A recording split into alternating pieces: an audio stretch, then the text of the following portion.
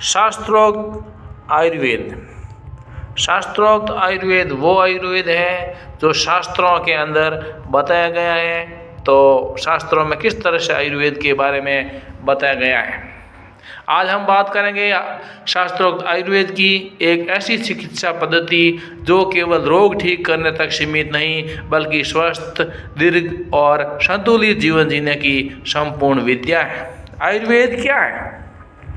आयुर्वेद शब्द दो शब्दों से मिलकर बना है। आयु बराबर जीवन और वेद मतलब ज्ञान, अर्थात जीवन का विज्ञान। आयुर्वेद का उद्देश्य है कि स्वस्थ रक्षण, आतुष्य, विकास, प्रसन्न, यानी कि स्वस्थ शरीर के स्वास्थ्य की रक्षा करना और रोगी के रोग को नष्ट करना ही आयुर्वेद है।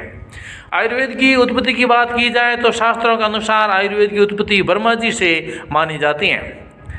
ब्रह्मा से ये विद्या दक्ष प्रजापति, फिर अश्विनी कुमार और बाद में इंद्रदेव को प्राप्त हुई। इंद्र से ये विद्या महर्षि धन्वंतरि को मिली, जिन्हें आयुर्वेद का जनक कहा जाता है।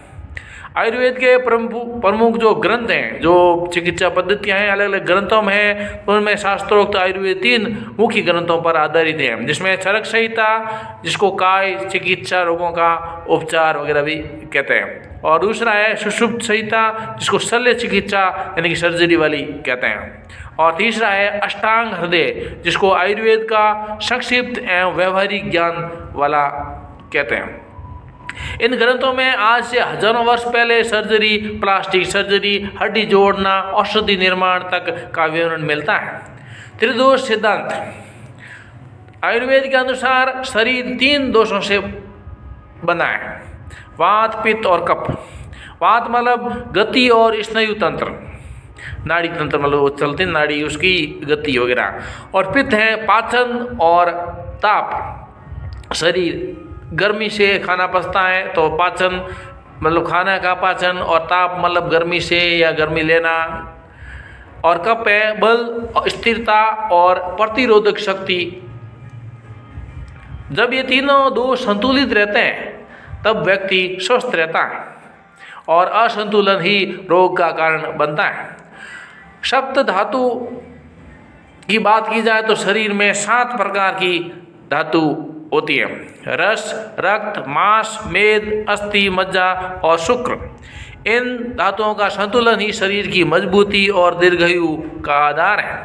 आयुर्वेद में रोग का कारण क्या माना जाता है? आयुर्वेद रोग को केवल बाहर से नहीं बल्कि कारण खोजता है। गलत आहार, गलत दिनचर्या, मानसिक तनाव, ऋतु के विपरीत जीवन और प्राकृतिक नियमों की अवहेलना, इसलिए आयुर्वेद जड़ से उपचार करता है। दिनचर्या की बात की जाए, डेली रूटीन की बात की जाए तो आयुर्वेद में दिनचर्या को बहुत महत्व दिया गया है।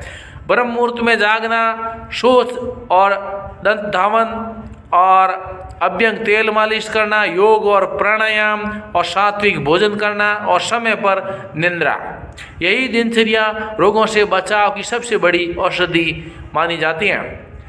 ऋतुचर्या, जिसमें हम हर ऋतु में आहार विहार का बदलाव होना चाहिए, जैसे गर्मी में शीत आहार, सर्दी में उष्ण आहार और वर्षा में हल्का और पाचक भोजन। वर्षा ऋतु न मानने से दोष बिगड़ते हैं और रोग उत्पन्न होते हैं।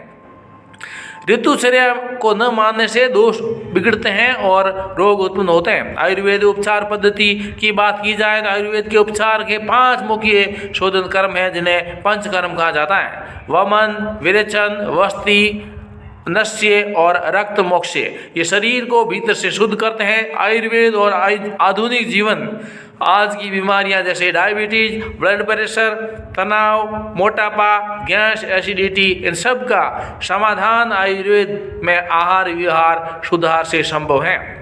आयुर्वेद संदेश देता है, आयुर्वेद कहता है जब तक शरीर स्वस्थ है तभी धर्म, अर्थ, काम और मोक्ष संभव है, और शरीर स्वस्थ नहीं है तो कुछ भी नहीं है। निष्कर्ष के रूप में बात करते हैं तो आयुर्वेद कोई चमत्कार नहीं बल्कि अनुशासित जीवन शैली है। यह हमें प्रकृति के साथ जीना सिखाता है, न कि प्रकृति के विरुद्ध। अगर हम आयुर्वेद को जीवन में उतार लें और अस्पताल की ज़रूरत बहुत कम पड़ जाएगी। हमारे भारत में वर्तमान में जिस तरह से बीमारियां बढ़ती जा रही हैं और खान पान का और पाश्चात्य संस्कृति के पीछे भाग करके हम पाश्चात्य संस्कृति का खान पान आहार व्यवहार उससे हमें बीमारियां बढ़ती हैं। ये जो भी नई नई बीमारियां आती हैं वो सब बाहर वाले आहार व्यवहार खान पान जीवन शैली से हो रही है। दूसरा, खान पाने की आहार व्यवहार यानी कि मिलावटी चीज़ें वगैरह ये कई तरह के बोल सकते हैं मोटी मोटी रूप में।